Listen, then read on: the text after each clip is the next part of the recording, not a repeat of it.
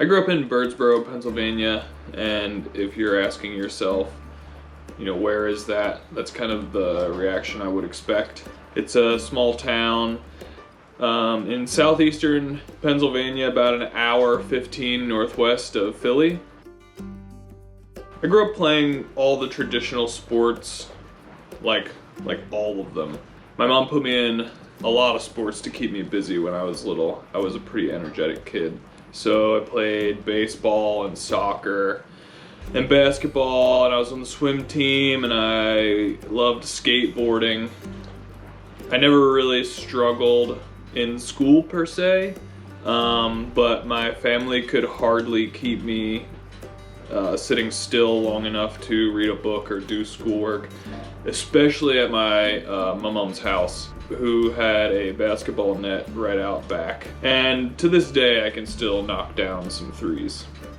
I was around 15 when my best friend in high school introduced me to cycling. We took his parents' old Trek 8500s. They had file treads, flat pedals, and cantilever brakes, and we took them to French Creek State Park. I still, to this day, when I go home, I still struggle on different sections of trail. However, we went back, and we kept going back, and we would gradually get better. I got more involved. I got my first bike. I got my own spandex, I got clipless pedals and shoes, and then shortly thereafter, maybe 2 months in or so, I did my first race, and that's kind of when it all changed.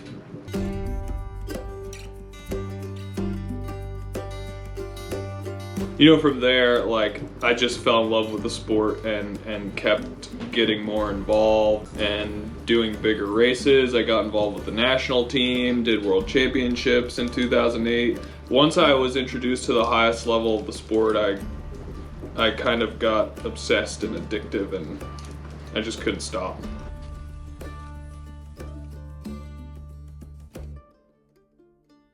That first race was at Blue Marsh Lake, and I thought it would be cool to kind of go back and reflect. I have changed immensely since then, and so has bike technology. That first bike that I got and did that first race on was a Specialized rock hopper with a SID air fork, 3x9 XTR, and rim brakes with tubes in my tires.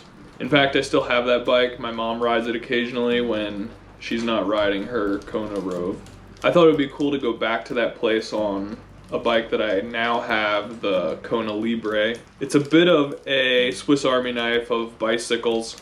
I have it equipped with Shimano GRX Di2 650B wheels that can fit 2.1 mountain bike tires, which is ironically, it's probably bigger than the tires I raced at Blue Marsh at that first race. In a lot of ways, this gravel bike is more capable than my first mountain bike. Not only has bike technology changed over the years, but so has my perspective on cycling. I used to take the area I grew up in for granted, and I thought amenities like the Schuylkill River Rail Trail running 1 mile from my front door was kind of dumb.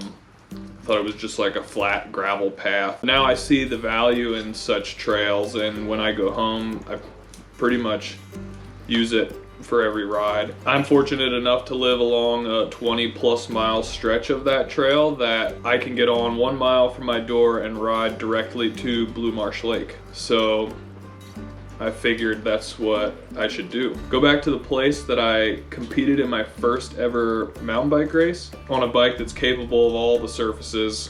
It should be a pretty fun, nostalgic time.